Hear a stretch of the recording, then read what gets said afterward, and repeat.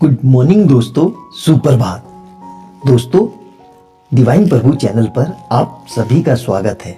हम ईश्वर से आपके मंगलमय और हितकारी जीवन की कामना करते हैं और आशा करते हैं कि प्रभु आपका ध्यान रखेंगे। दोस्तों, आज मैं आपको भगवान श्री कृष्ण और पार्श्वी की कहानी बताने वाला हूँ। इस कहानी से हमें ये शिक्षा मिलती है कि भगवान सिर्फ भाव के भूखे होते हैं। तो चलिए वीडियो को प्रारंभ करते हैं। महात्मा विदुर की पत्नी का नाम पार्श्वी था। पार्श्वी का भगवान श्री कृष्ण के प्रति अनन्य भक्त प्रेम था। महात्मा विदुर हस्तिनापुर के मंत्री होने के साथ साथ आदर्श भक्त गण भी थे। उच्च कोटि के साधु और स्पष्टवादी थे। यही कारण था कि दुर्योधन उनसे सदा नाराज ही रहता था और समय समय पर उनकी निंदा करता रहता था। धृतराष्ट्र और भीष्म पितामह से अनन्य प्रेम के कारण वे दुर्योधन द्वारा किए गए अपमान को सहज स्वीकार कर लेते थे। हस्तिनापुर के प्रधानमंत्री होने के बावजूद भी उनका रहन सहन एक संत की तरह ही था। श्री कृष्ण में उनकी अनुपम प्रीति थी। उनकी पत्नी पार्श्वी भी परम साध्वी थी।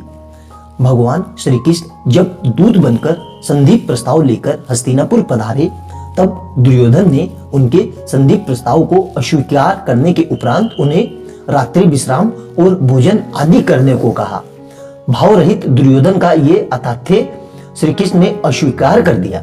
कारण पूछने पर श्री कृष्ण ने कहा कि हे दुर्योधन, किसी का आतिथ्य स्वीकार करने के 3 कारण होता है: भाव, प्रभाव और अभाव। अर्थात तुम्हारा ऐसा भाव नहीं है जिसके वशीभूत तुम्हारा आतिथ्य स्वीकार किया जाए। तुम्हारा ऐसा प्रभाव भी नहीं है जिससे भयभीत होकर तुम्हारा आतिथ्य स्वीकार किया जाए, और मुझे तुम्हारा ऐसा अभाव भी नहीं दिखता जिससे मजबूर होकर तुम्हारा आतिथ्य स्वीकार किया जाए। इसके बाद श्री कृष्ण वहां से प्रस्थान कर गए। दुर्योधन के महल से निकलकर वे महात्मा विदुर के आश्रम रूपी घर पर पहुंचे। महात्मा विदुर उस समय घर पर नहीं थे तथा पार्श्वी नहा रही थी। द्वार से ही श्री कृष्ण ने आवाज दी, द्वार खोलो, मैं हूं श्री कृष्ण और मैं बहुत भूखा भी हूं। पार्श्वी ने जैसे ही श्री कृष्ण की पुकार सुनी तो भाव के वशीभूत तुरंत वैसे ही स्थिति में दौड़कर दरवाजा खोलने आ गई। उनकी अवस्था को देख भगवान श्री कृष्ण ने अपना पीतांबर पार्श्वी पर डाल दिया। प्रेम दीवानी पार्श्वी को अपने तन की सुध ही कहां थी।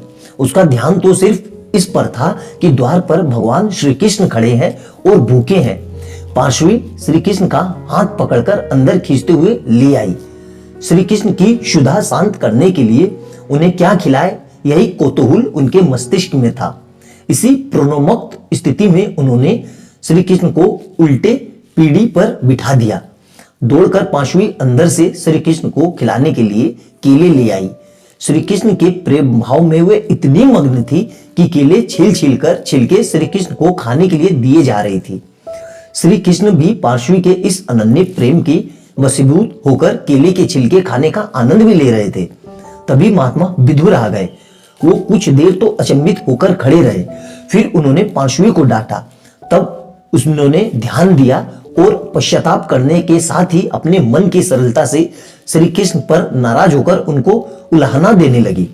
छिलका दीने श्याम कहां, भूली तन मन ज्ञान, खाए पे क्यों आपने, भूली क्यों गए बान। भगवान इस सरल वाणी पर हंस दिए। भगवान ने कहा, विदुर जी, आप बड़े बेसमय आए हैं। मुझे बड़ा ही सुख मिल रहा था। मैं तो ऐसे ही भोजन के लिए सदा अतृप्त रहता हूं। अब विदुर जी भगवान को केले का गूदा खिलाने लगे। भगवान ने कहा, विदुर जी, आपने केले को तो मुझे बड़ी सावधानी से खिलाए, पर ना मालूम क्यों उसमें छिलके जैसा स्वाद नहीं आया।